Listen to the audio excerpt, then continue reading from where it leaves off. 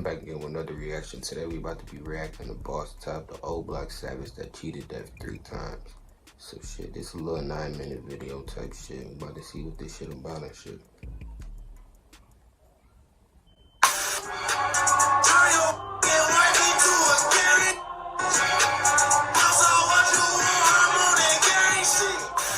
How are you dealing with just being that young and just dealing with all this tragedy around you? It's like, I'm numb to death.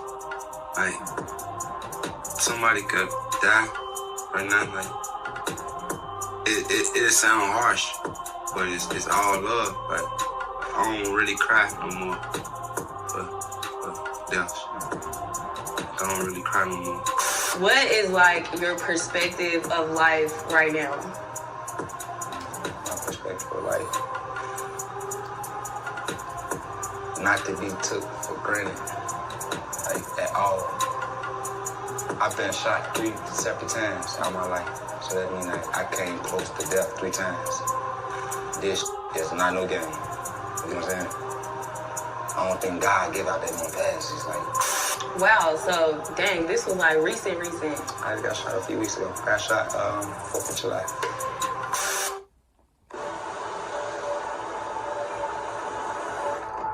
Damn, we got ass in this bitch, man. Hey yo squad, what's the drill? Back with another video, man.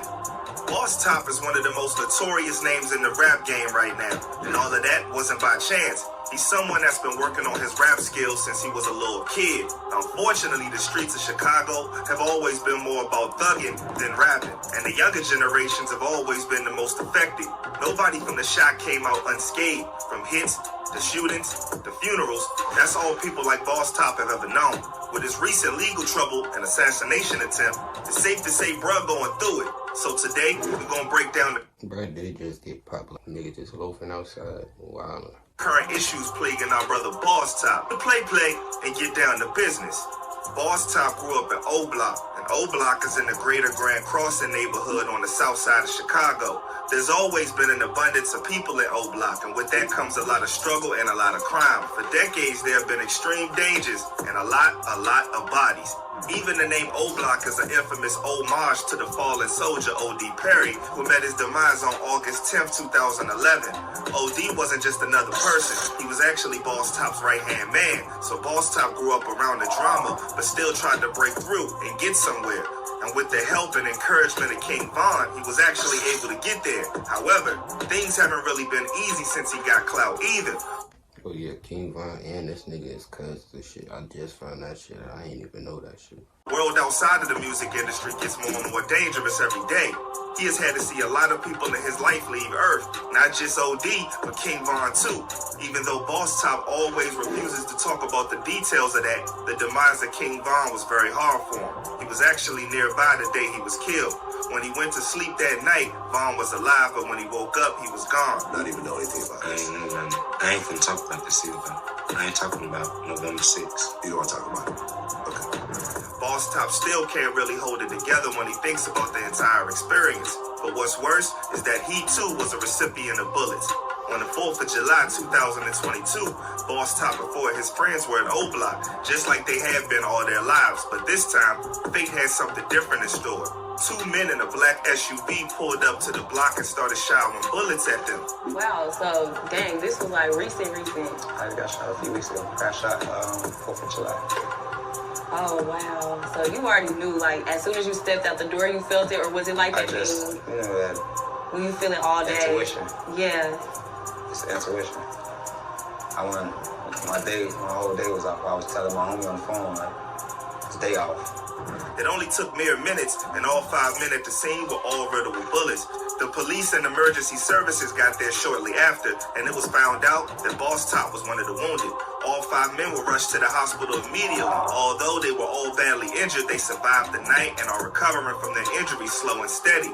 This wasn't the only shooting in the area. Almost every week since July, there have been shootings all over where 50 to 60 people were shot each time. One of these shootings... Them niggas coming through spring with that chopstick on, bro. One of the reasons why is that nobody really IDs the shooter. In the case of OD, no one knew who killed him, even though there was lots of talks. And all of the mass shootings after that, there's there's always been an accurate number of shooters, but no real names. Even in the case of the Boss Top shooting, none of the 5 men on the scene said a single word about who the shooters were. They confirmed that it was a black SUV and that there were 2 assailants, but apart from that, nothing.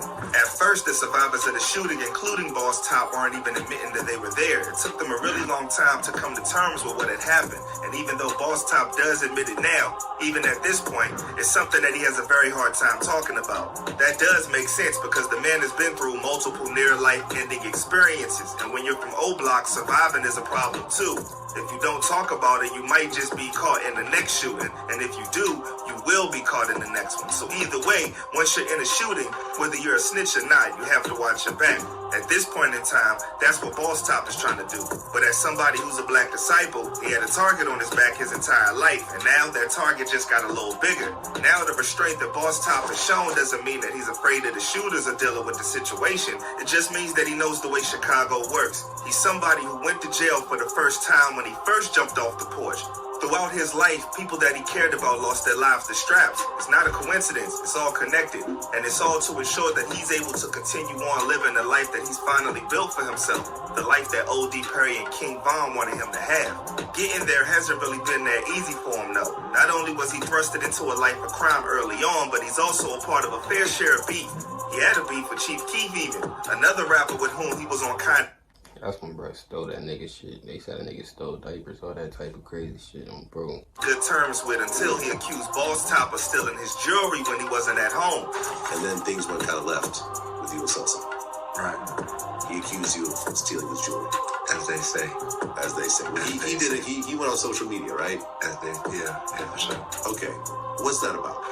That wasn't about nothing. We got to the bottom of that, you know what I'm saying? Okay. So it's like, you know, I think Von. Boss Top has said before that he had nothing to do with it. Then there was also times in the past that he claimed he snatched the chain right off a dude's neck. There are a few more storylines relating to the incident, so it's safe to say that we'll never know what really happened. The only thing we do know is that Chief Keef ain't got that chain no more. Although they do talk about each other respectfully today, there's always that hint of beef in the background, it seems. None of the men have really talked about the incident in detail in a while, and when you think about it, it makes sense too. Boss Top is not had it easy. He had to grow up very quick when he was incarcerated. In a way, he pretty much skipped out on the most important years.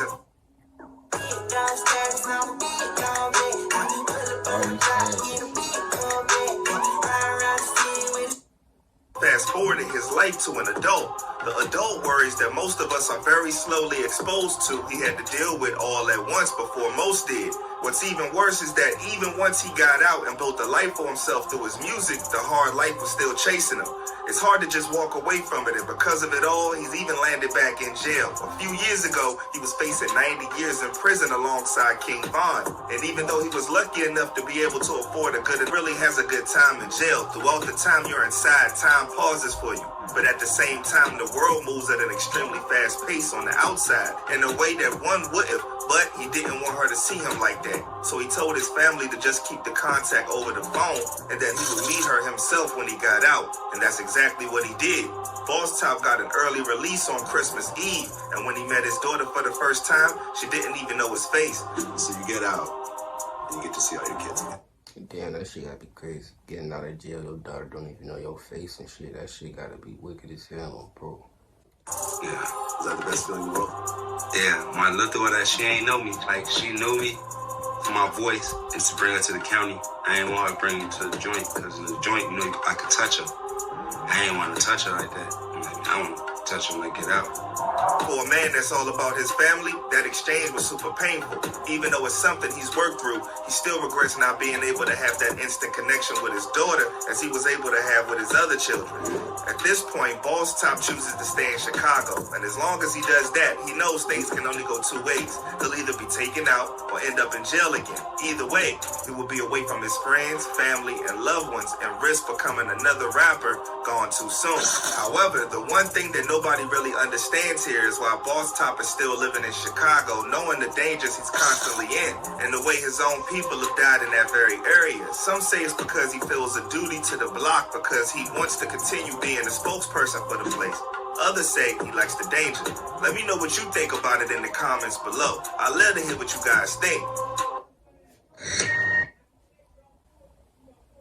Boss Top definitely been going through that shit on bro. Everybody do, but shit. Tip for the reaction video. Acting gangsta on the internet, guess what, I'm not impressed. It was fluffy first, but the vacuum still made it compressed. On the phone with Lil Bro, money counters in the